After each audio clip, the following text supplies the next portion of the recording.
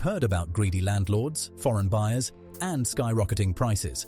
But the real culprit is hiding in plain sight, and once you see it, you'll never look at the housing market the same way again.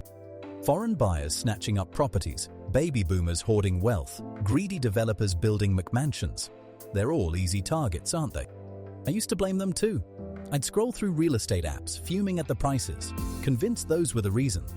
Then I stumbled on a deeper structural issue, a hidden engine driving prices up and locking out first-home buyers. Negative gearing alone costs the federal budget $10 billion a year in foregone tax revenue, subsidizing property investors. Top 10% of income earners own 40% of all investment properties. Meanwhile, saving a deposit takes 11 years for the average earner. What if the problem isn't just the market? What if our entire economy is built on the dream of ever-rising house prices? From suburbs to skylines, Australia's obsession with housing isn't a choice, it's an economic trap. Pulse points out, 70% of household net worth is tied up in housing. That's not a market, it's a religion. Compared to stocks, only 16% of households own shares directly. The rest pour everything into bricks and mortar. Australians see homes as cash machines. Negative gearing costs $10 billion yearly, subsidizing property speculation. 10% earners own 40% of investment properties. Meanwhile, saving a deposit takes 11 years for average workers. Household debt exceeds 200% of income, yet super rises to 12%. Housing policy stuck in the past. What happens when the cash machine stalls? The dream of ever-rising prices might be the biggest gamble of all. The real engine isn't supply or demand. It's a tax loophole called negative gearing. Investors claim rental losses against their salary, slashing tax bills, even while properties lose money. And there's the capital gains discount. Sell after a year, pay tax on only half the profit. High earners pile into property, turning it into a tax minimization machine, not a home.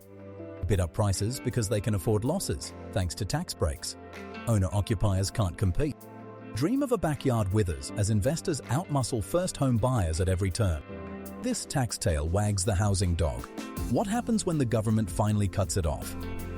Pulse reveals that negative gearing cost the budget a staggering $10 billion each year. That's more than the entire federal housing assistance budget combined. A huge disparity.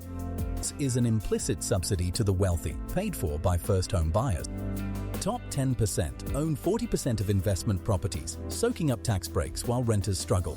Saving a deposit takes 11 years, while this subsidy inflates prices for everyone. So who will cut the tail? The answer will shock you. Coming up next. Top 10% of income earners own 40% of all investment properties. Meanwhile, renters need an extra $200K to $300K in super just to retire. The gap between property haves and have-nots isn't just widening, it's exploding. Negative gearing costs taxpayers $10 billion a year, subsidizing the wealthy. Over 70% of household wealth is tied up in housing. The deck is stacked. So who will cut the tail? The answer comes next, and it's not what you expect. Sure, supply is tight, no one denies that. But the real driver is an artificially inflated demand of a different kind. The truth, even if we built 1 million homes overnight, tax policies would still push prices skyward. Negative gearing costs the budget $10 billion every year, mostly benefiting the top 10% of earners. When everyone believes housing is a great investment, it becomes a self-fulfilling prophecy, and that belief is sold hard. With over 200% debt to income, Australian households are a financial house of cards waiting to collapse. So when the music stops, who's left holding the bag? That question is for another day. Before we go further, let's rewind to a tale of two Australians. Nick spent every cent on toys and trends. Sarah saved and invested in shares. But even Sarah, the wise one, eventually eyed an investment property. Why? Because owning multiple homes is Australia's unofficial national religion. A median price of $900,000, a deposit takes 11 years to save. So why does this cult of property grip the nation? Tune in next time. We're told super is our golden ticket for retirement, but your house is eating that ticket. Retirement benchmark? $322,000 to $630,000.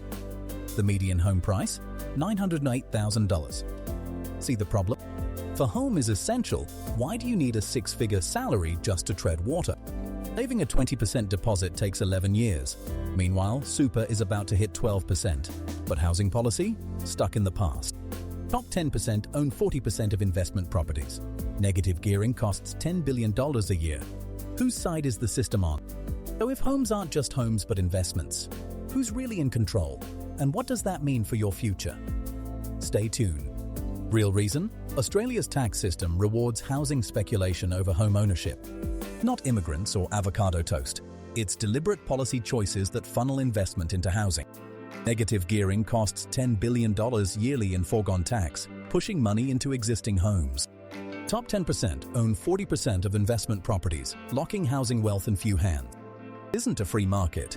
It's the Great Australian Housing Subsidy, paid by everyone. So what would happen if we stopped subsidizing speculation? That's the question we need to answer. Let's look at countries that stopped the housing casino. Germany and Switzerland show us the way. Germany, there's no tax break for landlords. You hold a house 10 years, capital gains vanish. Result? Prices barely budge.